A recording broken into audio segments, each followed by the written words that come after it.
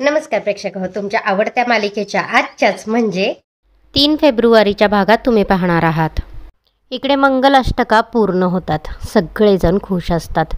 दुर्गा मात्र मनातच म्हणत असते, सॉरी यश, मला हे सगळं करावं लागलं, कारण की माझ्या भावाच्या आयुष्याची वाट लागताना मी नाही पाहू शकत. आता इकडे गुरुजी नवरीला एकमेकाला हार घालण्यास सांगतात. तशी रेऊ हार हातात घेते आणि यशला घालू लागते, पण यश जागचा हलेनाच. त्याची काहीच मुवमेंट नसते, कारण की विक्रांतला भीती असते, कारण तो वाकला तर त्याचा चेहरा पुढे जाईल आणि चेहरा सगळ्यांना दिसेल. तो जागी स्तब्ध उभा असतो. रेवतीला समजत नाही यश असा का वागतोय. ती त्याला म्हणते, अरे यश. तेवढ्यातच हा मागून येतो आणि म्हणतो, अरे यश, आता थांबून काय उपयोग आहे, परत तुला रेवतीसोबतच अडकायचं आहे, सो हार मान आणि हो पुढे. तरीही यश काय जागचा हलत नसतो. तेव्हा तो त्याला हलवतो आणि म्हणतो, अरे यश. आता दुर्गाला कळतं याचा काही इश्यू व्हायच्या आधी ती पटकन यशजवळ जाते, म्हणजेच विक्रांतजवळ जाते आणि त्याचा चेहरा हाताने पकडते आणि त्याला पुढे वाकवते. एव्हाना रेवती यश समजून विक्रांतला हार घालते. सगळेजण टाळ्या वाजवतात. आता विक्रांत मात्र मनातच म्हणू लागतो, हेच तर हवं होतं मला. रेवती, तू आता कायमची माझी झालीस. आता माझ्यापासून तुला कोणीही वाचवू शकत नाही. असा विचार करतच तो तिच्याकडे बघतच उभा राहिलेला असतो.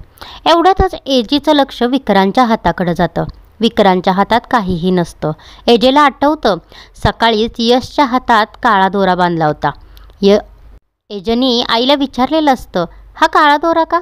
आईने सांगितलेलं असतं, नवऱ्या मुलाला कुणाचीही नजर लागायला नको ना, म्हणून. एजे मनातच विचार करतो, there is something definitely wrong. आता विक्रांत रेवतीला हार घालण्यासाठी हात पुढे करतो. रेवतीला हार घालणार इतक्यातच एजे त्याचा हात पकडतो. आता रेवती पटकन मागे होते. सगळेजण आश्चर्याने एजेकडे पाहू लागतात. एजेने का थांबवलं असेल बरे? आता एजे रागानेच म्हणतो, यश, चेहऱ्यावरचा चेहरा काढ. आजी विचारतात, अभिराम काय झालं? एजे म्हणतो, काही नाही, मला यशचा चेहरा बघायचा आहे. कमॉन यश, चेहरा काढ पटकन. या सगळ्या प्रकारानंतर दुर्गा मात्र खूप घाबरलेली असते. मनातच म्हणू लागते, नाही नाही, हे तर काहीतरी भलतंच घडतंय. एजेला शंका आली तर? त्याआधीच मला काहीतरी करायला हवं. आता ती म्हणू लागते, नाही नाही एजे, अजून लग्न लागले कुठं, 1 मिनिट थांबा ना. असं लग्न व्हायच्या आधी चेहरा काढला की अपशकुन होतो. एजे म्हणतो, Durga, I don't believe this. Yash, चेहरा बाजूला कर. दुर्गा म्हणते, नाही एजे, अहो असं काय करताय, माझी इच्छा होती. अहो थोडा वेळ थांबा, होऊ दे ना लग्न. एजे म्हणतो, मला माहिती होतं की तुझी इच्छा आहे, पण हा जो कोणी आहे ना, हा यश नाही आहे. हे ऐकून मात्र सगळे शॉक होतात.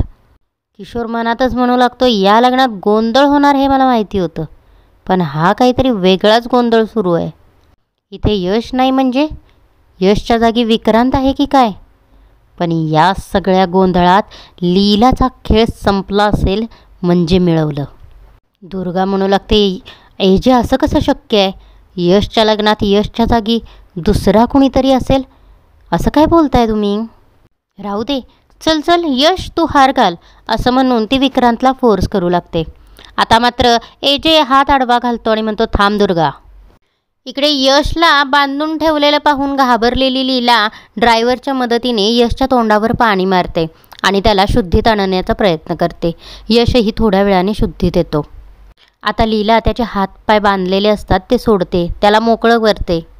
आता लीला आणि ड्रायव्हर यशला धरूनच एका बाकावर बसवतात. लीला त्याला पाणी देते. यश थोडं पाणी पितो. आता जरा शांत झालेला असतो. लीला विचारते, यश, तुला बरं वाटतंय का? आता जरा यश शुद्धीवर आलेला असतो. आता तो म्हणू लागतो, लीला वहिनी, तुम्ही इथं काय करताय? आणि मी इथं काय करतोय? लीला म्हणते, अरे यश, खूप मोठा गोंधळ झालाय. अरे तिथं मांडवात तुझ्या जागी दुसरंच कोणतरी उभं आहे. आता हे ऐकून यश पटकन उठतो आणि म्हणतो, काय? असं कसं शक्य आहे लीला वहिनी? आपल्याला काहीतरी केलं पाहिजे. लीलाही म्हणते, हो हो. आता ती ड्रायव्हरला विचारते, किती वेळ लागेल गाडीला? ड्रायव्हर म्हणतो, लगेच नाही होणार, थोडा वेळ लागेल मॅडम. आता घाबरलेला यश म्हणू लागतो, लीलावहिनी एवढा वेळ नाही आहे आपल्याकडे, आपल्याला लवकरात लवकर मांडवात पोचावं लागेल. लीलावहिनी काहीतरी कर ना, तू तू एजेंना फोन कर ना. आता लीला ही गडबडीत एजेला फोन लावू लागते. एजे मात्र फोनच उचलत नसतो. आता मात्र घाबरलेला यश म्हणतो, लीलावहिनी अगं आपल्याला पोचायला वेळ झाला आणि रेवतीचं जर भलत्याच कुठल्या तरी माणसाशी लग्न झालं तर. लीलावहिनी तू काहीतरी कर ना प्लीज. आता लीलाला साईडला एक 2 व्हीलरवाला दिसतो. लीला पटकन त्याच्याजवळ जाते आणि म्हणते, दादा प्लीज मला तुमची गाडी द्याल का? अहो आमची गाडी पंक्चर झाली आणि मला एका ठिकाणी खूप इमर्जन्सी जायचं आहे. अहो माझ्या बहिणीच्या आयुष्याचा प्रश्न आहे हो दादा. लीला अक्षरशः त्या माणसासमोर हात जोडते आणि म्हणते, मी प्रॉमिस करते तुम्हाला, आमची गाडी रिपेअर झाली ना की आमचे ड्रायव्हर काका ना तुम्हाला घेऊन येतील तिकडे. यशही त्या माणसासमोर हात जोडून म्हणू लागतो, प्लीज दादा नाही म्हणू नका प्लीज. आता त्या माणसांना यांची कीव येते आणि तो गाडी त्यांना द्यायला तयार होतो. आता लीला पटकन हेल्मेट घालते, पदर कमरेला खोचते, यशला मागं बसवते आणि जाता जाता ड्रायव्हरचा मोबाईल त्यांच्याकडे देते आणि म्हणते, तुम्ही एजंटना फोन करत राहा, आम्ही पटकन मांडवात पोचतो आणि गाडी रिपेरी झाल्यावर या दादांना घेऊन या प्लीज. आणि लीला तिकडून निघून जाते. इकडे मांडवात चांगलाच गोंधळ झाला आहे. त्यामुळे दुर्गा भलतीच घाबरली आहे आणि म्हणू लागते, अरे बापरे आता काय खरं नाही, काहीतरी केलं पाहिजे. एवढ्यातच एजे विक्रांतच्या तोंडावरचा सेहरा काढतो आणि त्याला पाहताच सगळेजण शॉक होतात. इकडे गाडीवरून जात असतानाच लीला यशला विचारते, अरे यश पण तू गाडीच्या डिग्गीत कसा काय पोचलास? यश म्हणतो, लीलावहिनी मलाही काय कळत नाही आहे. मी आणि रेवू घरामध्ये गंगाजल शिंपडत होतो, तेव्हाच अचानक कुणीतरी माझ्या तोंडावर रुमाल बांधला आणि मी बेशुद्ध झालो. रेवूला कळलंही नाही आहे. त्यानंतर जेव्हा मी शुद्धीवर आलो तेव्हा तुम्ही मला समोर दिसला. इकडे एजे यशच्या जागी विक्रांतला पाहून खूपच चिडलाय. तो अक्षरशः त्याच्यावर हात उचलतो आणि त्याला कानाखाली मारू लागतो. एवढ्यातच रागाने विक्रांत त्याचा हात पकडतो आणि त्याला भेरकटून देतो आणि मोठ्याने वरडू लागतो, हो नाही आहे मी यश, मी विक्रांत आहे. काय करणार आहे तुम्ही लोक? हे लग्न थांबवणार आहे? शक्य नाही आहे ते. आता काहीही झालं तरी ना माझं आणि रेवतीचं लग्न होणारच. आता सरस्वती म्हणू लागतो, दादा तू इथं काय करतोयस? आणि अरे तुला रेवतीशी लग्न का करायचं आहे? आता विक्रांतकडे या प्रश्नाचं काहीही उत्तर नसतं. आता विक्रांत तिच्या प्रश्नाचं उत्तर देणं टाळतो आणि रागाने गळ्यातला हार काढून फेकतो आणि बंदूक हातात घेऊन म्हणू लागतो, आता रेवती तुला कोणीही वाचवू शकणार नाही आहे, अगदी एजेसुद्धा नाही. असं म्हणतच तो एजेच्या डोक्यावर बंदूक धरतो. सगळेजण खूप घाबरतात.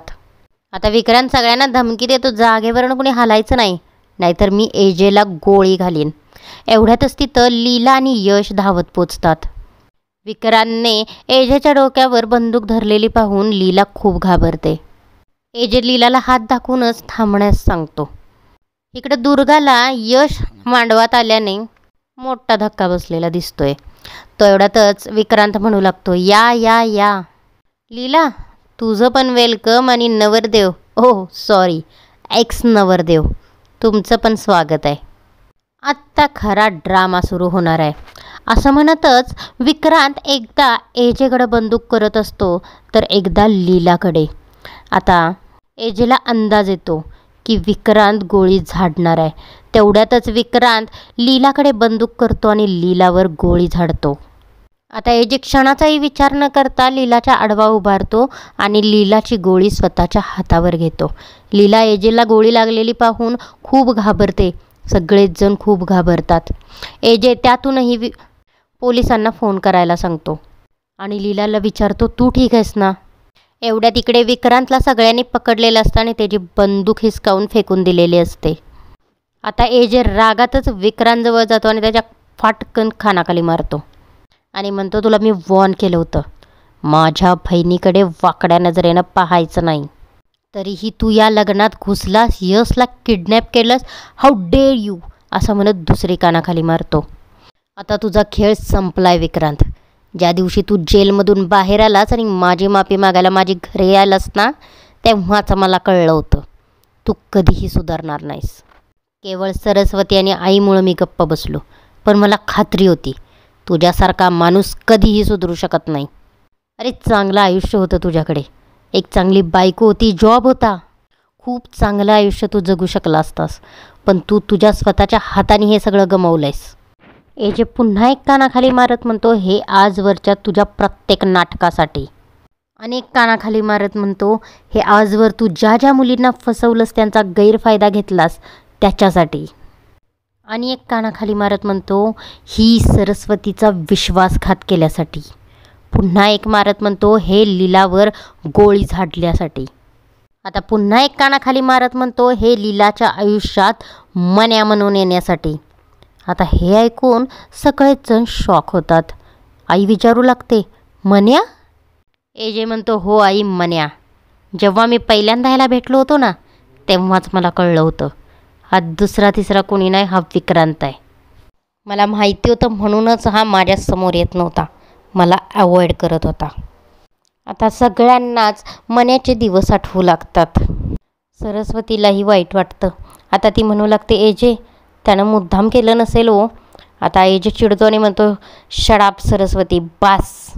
हा जरी तुझा भाऊ असेल ना, तरी हा गुन्हेगार आहे, याला शिक्षा व्हायलाच हवी. आणि मी तुम्हा सगळ्यांना मागेच बोललो होतो, आता याच्या हातून काही चुका झाल्या तर मी कुणालाही सोडणार नाही. आणि आजचा भाग इथंच संपतो. आता एजे खरंच विक्रांतला पोलिसांच्या हवाले करेल का? तुम्हाला काय वाटते आम्हाला कमेंट करून नक्की कळवा. आणि या मालिकेच्या अशाच डेली अपडेटसाठी आत्ताच बेल आयकॉनवर क्लिक करून आपल्या चॅनेलला सबस्क्राईब करा. व्हिडिओ आवडला असेल तर लाईक करायला विसरू नका. धन्यवाद.